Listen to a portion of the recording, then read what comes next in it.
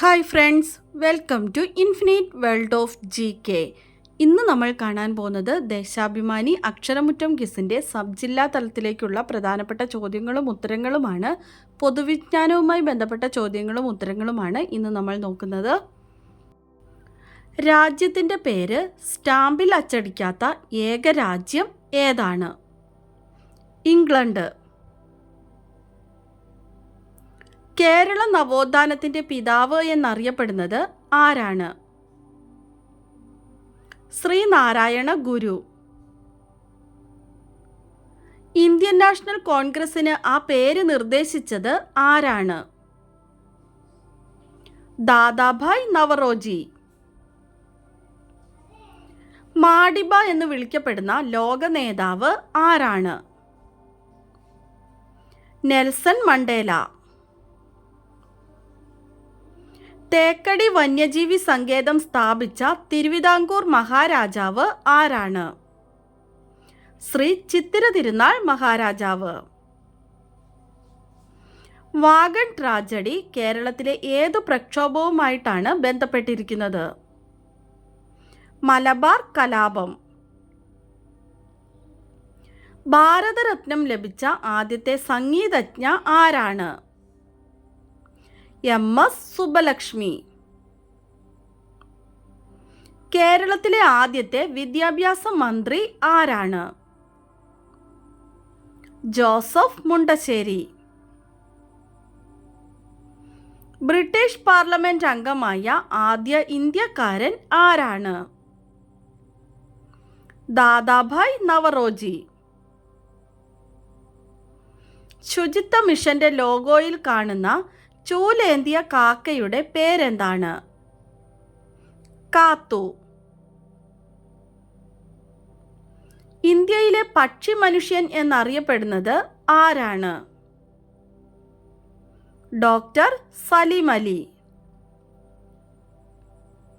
ആര്യ സമാജം സ്ഥാപിച്ചത് ആരാണ്? സ്വാമി ദയാനന്ദ സരസ്വതി.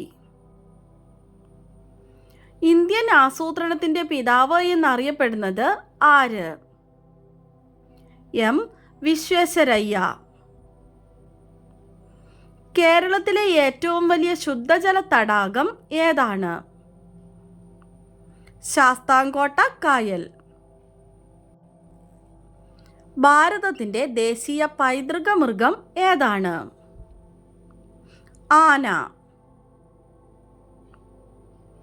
കേരളത്തിൻ്റെ ഔദ്യോഗിക ശലഭം ഏത്? ബുദ്ധമയൂരി. സെപ്റ്റംബർ 18 ഏത് സസ്യത്തിൻ്റെ ദിനമായിട്ടാണ് ആചരിക്കുന്നത്? മുള.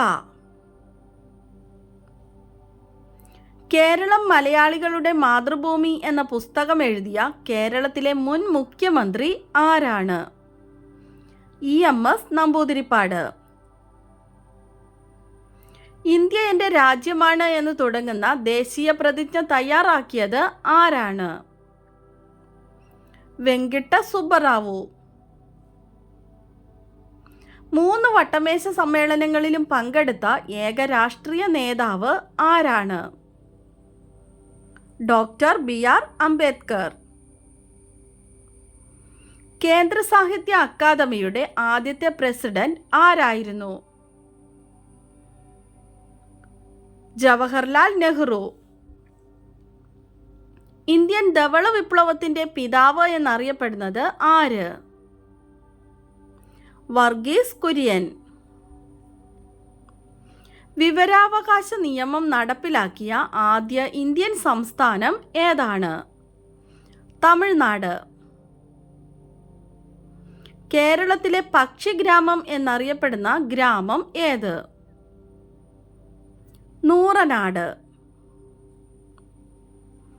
കേരളത്തിലെ ആദ്യത്തെ കണ്ടൽ മ്യൂസിയം സ്ഥിതി ചെയ്യുന്നത് എവിടെയാണ്? കൊയിലാണ്ടി. ഇന്ത്യയിലെ ആദ്യത്തെ മണ്ണ് മ്യൂസിയം സ്ഥിതി ചെയ്യുന്നത് എവിടെയാണ്?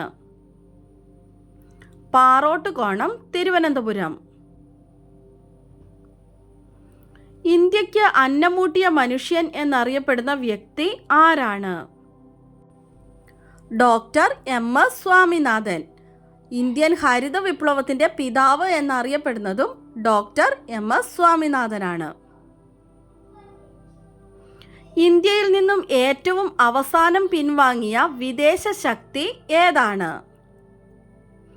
പോർച്ചുഗീസുകാർ.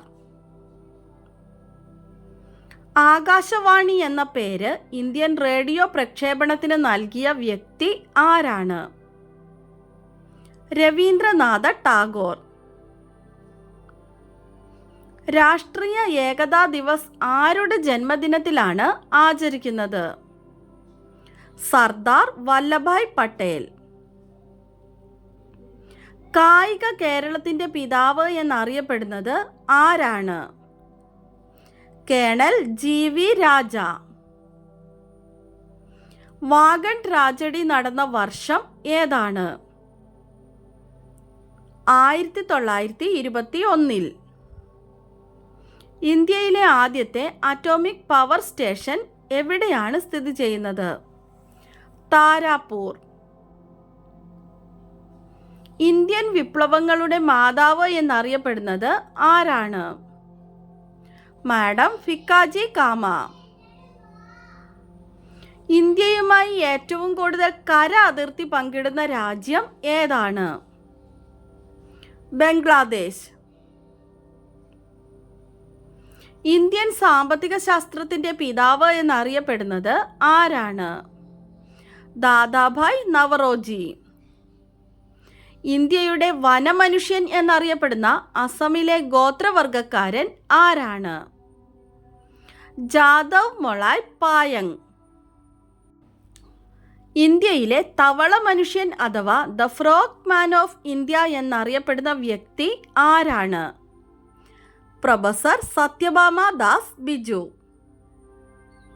നമ്മുടെ കഴിഞ്ഞ ദിവസത്തെ ബോണസ് ക്വസ്റ്റ്യൻ, ഏറ്റവും കൂടുതൽ കടൽ തീരമുള്ള രാജ്യം കാനഡയാണ്.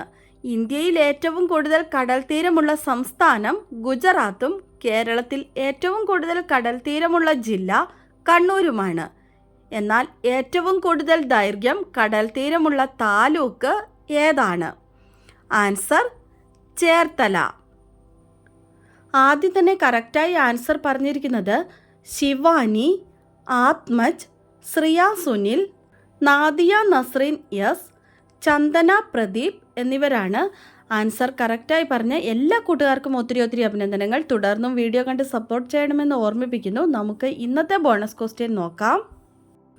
2023-24 വർഷത്തെ ജൈവകൃഷി നടത്തുന്ന മികച്ച ഊരിനുള്ള സംസ്ഥാന കർഷക പുരസ്കാരം ലഭിച്ച വയനാട്ടിലെ ഗ്രാമം ഏതാണ്? 2023-24 വർഷത്തെ ജൈവകൃഷി നടത്തുന്ന മികച്ച ഊരിനുള്ള സംസ്ഥാന കർഷക പുരസ്കാരം ലഭിച്ച വയനാട്ടിലെ ഗ്രാമം ഏതാണ്? ആൻസർ അറിയാവുന്നവർ വേഗം തന്നെ കമൻറ്റ് ചെയ്തോളൂ. ഇന്നത്തെ വീഡിയോ നിങ്ങൾക്ക് എല്ലാവർക്കും ഇഷ്ടമായി കാണുമെന്ന് വിചാരിക്കുന്നു. ഇഷ്ടമായാൽ ലൈക്ക് ചെയ്യാനും നിങ്ങളുടെ കൂട്ടുകാർക്കൊക്കെ ഒന്ന് ഷെയർ ചെയ്ത് കൊടുക്കാനും സബ്സ്ക്രൈബ് ചെയ്യാതെ കാണുന്ന കൂട്ടുകാരുണ്ടെങ്കിൽ ഒന്ന് സബ്സ്ക്രൈബ് ചെയ്യാനും മറക്കല്ലേ. പുതിയൊരു വീഡിയോയുമായി നമുക്ക് നാളെ വീണ്ടും കാണാം. Thanks for watching.